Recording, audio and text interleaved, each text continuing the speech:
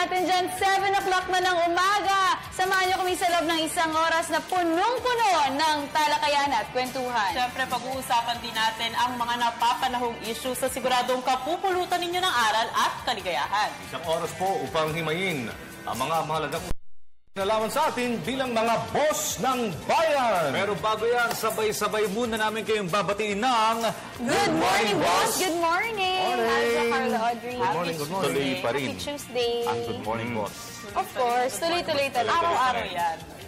O, kamusta naman ang ano nyo? Ano? Monday. Kamusta yung araw nyo kahapon? Okay lang.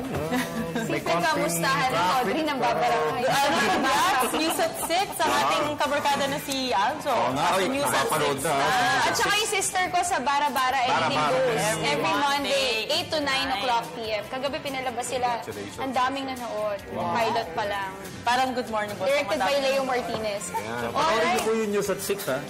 Oo, si Mr. Aljo. Paborito ko yung executive producer niyo dyan. Uy, alam mo ba kahapon, nagpa-hair shop salon ako. Thank you, hair shop. Tapos, pinapanood ko dun sa mga kasamahan ko dun lahat yung interview natin kahapon with Miss Aida Santos about yung sa mga litrato. Sabi na, uy, si Mr. Aljo, gwapo yan. Sabi. Talagang ano? Talagang, Ito. matindi. Medyo may edad na kasi. Alam niyo bang ano? Alam mo ba kasing gwapo niya si Richard Noblejas, di ba?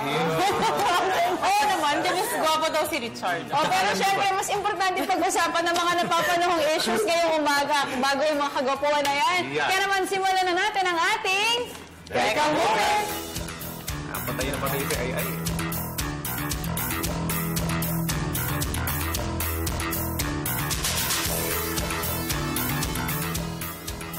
Okay, una sa ating Teka Moment ay ipinakilala na po ng Partido Liberal ang kanilang pambato sa pagka-vice-presidente. Yes. Yan po ay sa katauhan ni Attorney Congresswoman Leni Robredo, ang dati pong may bahay ng yumaong si dating DILG Secretary Jessie Robredo.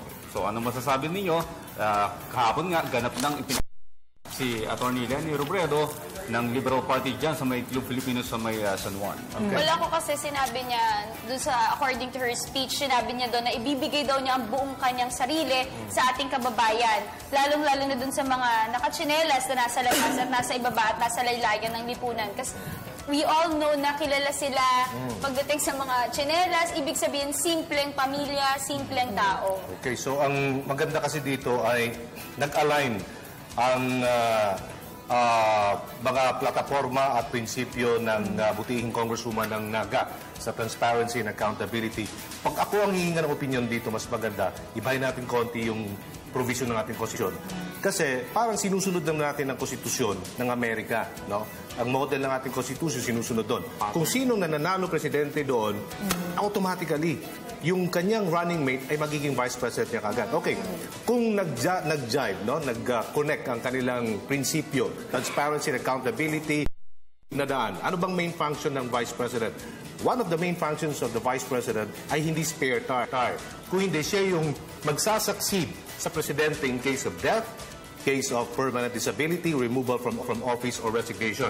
So ang electorate, kung ganon, automatic nagiging vice president, kunwari, kung magiging vice president o kaya presidente si Mar Rojas, ay hindi na magdadalawang isip ang taong bayan. Itutuloy ngayon ni Congresswoman Leni Robredo ang tuwid na daan ang sinusulong ngayon ng Pamalang Aquino. Kasi automatically, kung may ibang konstitusyon natin, magiging president agad siya. Isusulong ang transparency and accountability. Pero of course, nakita naman natin, marami na tayong mga naririnig sa social media kung sino yung mga tatakbo. So panahon na para talagang alamin natin sino ba yung karapat-dapat na kandidato na ating iboboto na hindi basta-basta sikat or kung sino lang. Kaya naman binigyan din ng COMELEC ng mahabang campaign period para mas meron tayong education about it. Yes, tama ka dyan, Diane. Alam mo ba na it is a decision for us, mga Bicolanos. Dahil alam nyo ba, na hindi lang si Senator Chis Escudero at si Congresswoman Leni Robredo ang mga Bicolanong tatakbo for Vice President. Kung hindi si Senator Gingo Honasan at si Senator Trillanes din. Sabi nga ni Senator Ralph Recto, mas madami pa daw mga Vice Presidentiable ang tumakbo ngayong taon kesa pumasok ng Bagyo. sa Bicol. At sabi niya, this is going to be a friendly but fierce competition. Sabi naman ng Ako Bicol Party List, na sabi nila, hindi lang daw magiging divided ang mga Bicolano but overwhelmed. But ang kagandahan daw nito, mag-upgrade daw yung aming pagboto. Sabi nga nila, hindi lang daw mga geographical consideration ang iisipin. Like for example, itong kandidato na ito ay from Sorsogon, ito from Albay, ito from Camarines Sur. Ngunit sabi nila, yung competence, integrity, programs, and platforms of the government, yung i-consider ng mga boboto for the vice presidential poll. Para sa amin, mas mabigat pa nga ang labanan dito. Sabi ni Senator Trillanes naman, challenge ito sa kanya na makuha ang loob ng mga Bicolano. But sabi niya, in the end, it is all for the best of our region. Bukod sa 4 na vice presidential poll na ito, tatakbo din po si Senator Cayetano at si Senator Ferdinand Marcos Jr. Well, so, mabibigat talaga yung tatakbo for this position. Yes, well, I totally agree with Carla. Hindi naman din talaga kung saan ka galing or kung sino yung kaano mo. It's more of, ano ba yung mga achievements, yung mga nagawa, yung experience. Doon tayo magbabase. Pero, ang pinakamagagawa na lang mga Bicolanos is magiging proud sila na talagang marami from their region ang tatakbo. So mas They maganda have to talaga make yan, a choice. yung 2 top executives ay hindi manggagaling talaga sa opposition party. Merong unity dapat eh. Kasi kung sakasakali talagang mawalang presidente, yung susunod talaga kaalyado niya. Hindi, dapat talaga may unity, may harmony, pareho sila ng goal, pareho sila ng ideas, pareho sila ng gusto mangyari. Pero alam niyo, dito nga sa batas natin, hindi naman ganoon. Ano, kagaya sa Amerika, mo kanina, Aljo, na katulad nung nanalo si Obama, kasama kagad ang vice si Joe Biden. Kasi dito hindi.